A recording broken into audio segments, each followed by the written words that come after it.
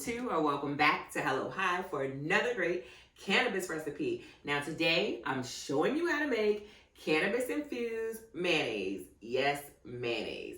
But I'm showing you how to make this mayonnaise because next week I'm going to drop a video that incorporates the infused mayonnaise, and you guys, it's delicious.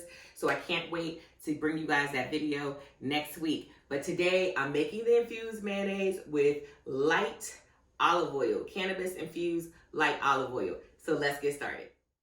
For this recipe, you'll need an egg, fresh lemon juice, ground mustard, kosher salt, a dash of paprika, light olive oil, and canna light olive oil. Start by cracking one egg in a medium-sized bowl. Then cut the lemon in half and add a half a tablespoon of lemon juice, and then next add a half a teaspoon of kosher salt,